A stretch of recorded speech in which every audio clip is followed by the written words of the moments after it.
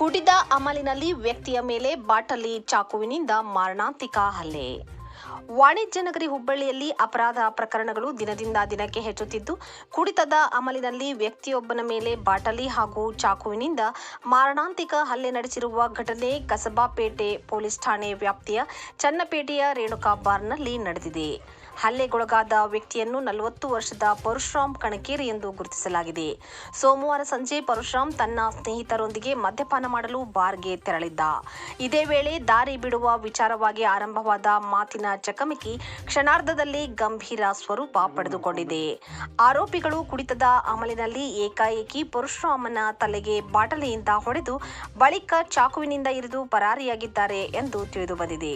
ಗಂಭೀರವಾಗಿ ಗಾಯಗೊಂಡ ಪರಶುರಾಮನನ್ನು ಸ್ಥಳೀಯರು ತಕ್ಷಣವೇ ಹುಬ್ಬಳ್ಳಿಯ ಕಿಮ್ಸ್ ಆಸ್ಪತ್ರೆಗೆ ದಾಖಲಿಸಿದ್ದು ಚಿಕಿತ್ಸೆ ಮುಂದುವರೆದಿದೆ. ಘಟನೆಯ ಮಾಹಿತಿ ತಿಳಿದು ಸ್ಥಳಕ್ಕಾಗಮಿಸಿದ ಕಸಬಾಪೇಟೆ ಠಾಣೆಯ ಪೊಲೀಸರು ಪರಿಶೀಲನೆ ನಡೆಸಿದ್ದು ಆರೋಪಿಗಳ ಪತ್ತೆಗೆ ಬಲೆ ಬೀಸಿದ್ದಾರೆ. ಹುಬ್ಬಳ್ಳಿಯಲ್ಲಿ ನಿರಂತರವಾಗಿ ನಡೆಯುತ್ತಿರುವ ಅಪರಾಧ ಕೃತ್ಯಗಳು ಸಾರ್ವಜನಿಕರಲ್ಲಿ ಆತಂಕ ಮೂಡಿಸಿದ್ದು, ಕಾನೂನು ಸುವ್ಯವಸ್ಥೆಯ ಬಗ್ಗೆ ಪ್ರಶ್ನೆಗಳು ಉದ್ಭವಿಸಿವೆ. ಪ್ರಕರಣಕ್ಕೆ ಸಂಬಂಧಿಸಿದಂತೆ ಕಸಬಾಪೇಟೆ ಪೊಲೀಸ್ ಠಾಣೆಯಲ್ಲಿ ತನಿಖೆ ಮುಂದುವರೆದಿದೆ.